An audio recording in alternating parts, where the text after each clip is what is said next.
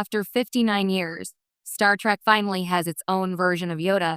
For nearly 6 decades, Star Trek has been many things at once: a science fiction adventure, a philosophical thought experiment, a political allegory, and, at its best, a deeply human drama set among the stars. What it has almost never had, however, is a single character who embodies mystical wisdom, ancient experience, and mischievous mentorship in the way Star Wars has with Yoda. The absence has been striking, especially given how often the two franchises are compared. And yet, after 59 years of warp drives, Vulcan logic, omnipotent beings, and godlike aliens, Star Trek finally has something it's never quite had before: its own version of Yoda.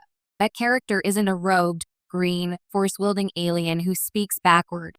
Instead, Star Trek: Strange New Worlds introduces Pelia, played with gleeful unpredictability by Carol Kane, a character who quietly, and then unmistakably, fills a narrative role Trek has long danced around but never fully embraced.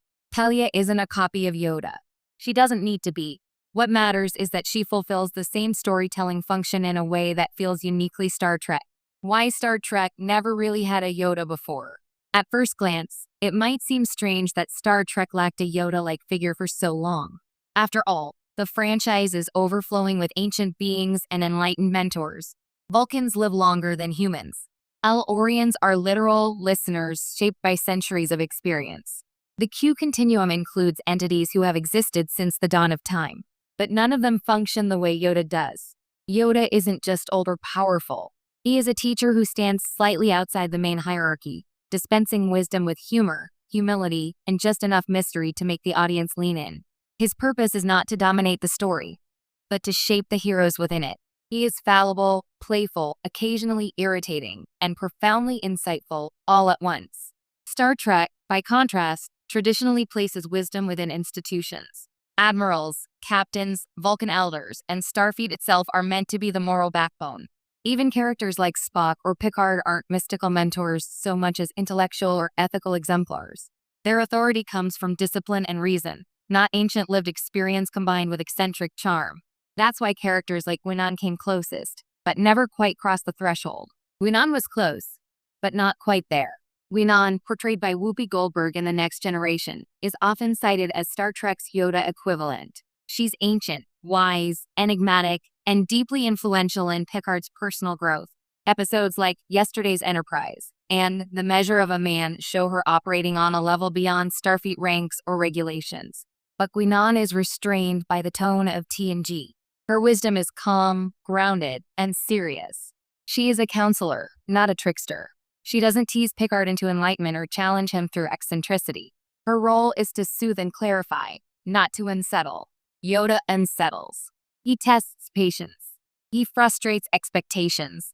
He hides his brilliance behind humor and oddness. That difference matters. And for decades, Star Trek never quite let itself have that kind of character until now. Enter Pelia. Ancient, brilliant, and absolutely unhinged. When Pelia first appears in Star Trek: Strange New Worlds, she doesn't announce herself as a figure of cosmic importance. She's quirky. She's sharp-tongued. She's messy. She seems more like comic relief than a spiritual guide. Then the show reveals the truth. Pelia is a Lanthanite, an immortal being who has lived among humans for thousands of years, quietly observing history, technology, and culture unfold. She's seen empires rise and fall. She's watched humanity stumble, learn, regress, and evolve. And crucially, she is tired, but not cynical. That's where the Yoda comparison locks into place. Like Yoda, Pelia isn't defined by raw power. Her importance comes from perspective. She understands systems because she's watched them fail repeatedly. She knows people because she's loved and lost more times than she can count. Her humor isn't flippant. It's armor forged through centuries of survival. Most importantly, Pelia doesn't command the Enterprise. She guides it. Wisdom without authority is the key. One of the most important traits Yoda possesses is his lack of formal control. He doesn't sit on the Rebel Alliance's council. He doesn't issue orders. His influence comes from insight, not rank. Pelia operates the same way. As chief engineer, she technically holds an important position, but her true authority doesn't come from Starfleet insignia. It comes from the fact that she knows things no one else does and can't be taught from a manual. She challenges Pike, subtly nudges Spock, and reframes problems in ways that younger officers simply wouldn't think to attempt. She's not there to deliver speeches about Starfleet ideals. She's there to remind everyone that ideals are forged through mistakes, iteration, and time. In a franchise obsessed with procedure, Pelia represents experience unbound by rules. That's a huge shift for Star Trek. Humor as a delivery system for truth. Another reason Pelia feels like Star Trek's Yoda is her sense of humor. She's funny in a way Trek characters rarely are, not quippy, not sarcastic, but oddly playful and unpredictable. This matters because humor lowers defenses. Yoda's greatest lessons land because they come from a character who seems unserious at first glance. Luke dismisses him initially. The audience laughs at him. And then, slowly, we realize that the joke is on us. Pelia works the same way. Her odd behavior makes other characters underestimate her. That gives her freedom to speak uncomfortable truths without triggering immediate resistance. She can say what the captain can't. She can question Starfleet orthodoxy without sounding like a traitor. In a universe where speeches often replace subtext, Pelia's humor restores balance. Why Strange New Worlds is the right show for this character. It's no accident that Star Trek finally gets its Yoda analog in Strange New Worlds. This series is deliberately structured around episodic storytelling, character growth, and tonal flexibility. It allows for whimsy without undercutting seriousness. Earlier Trek shows were often too rigid in tone to sustain a character like Pelia. Too much eccentricity would have felt out of place on The Next Generation. Too much mysticism would have clashed with Voyager's survival narrative. Too much humor might have undermined Deep Space Nine's serialized war story. Strange New Worlds thrives on contrast. That contrast gives Pelia room to exist, not as a joke, but as a counterweight. Yoda, Pelia, and the question of legacy. At its core, Yoda exists to ask one question. What do we pass on? Pelia asks the same thing, just through a Star Trek lens. She has lived long enough to know that technology alone doesn't save civilizations. Intelligence doesn't guarantee wisdom.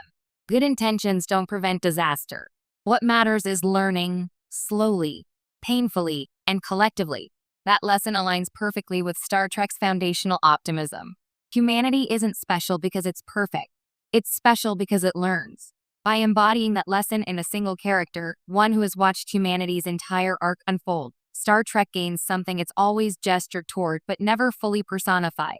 Why it took 59 years. So why did it take nearly 6 decades for Star Trek to embrace this archetype? Because Star Trek has always trusted institutions more than individuals. Its faith has been in systems, ethics, and collective progress. Yoda-style figures threaten that balance by implying that wisdom sometimes exists outside the rulebook. Modern Star Trek is finally comfortable with that idea.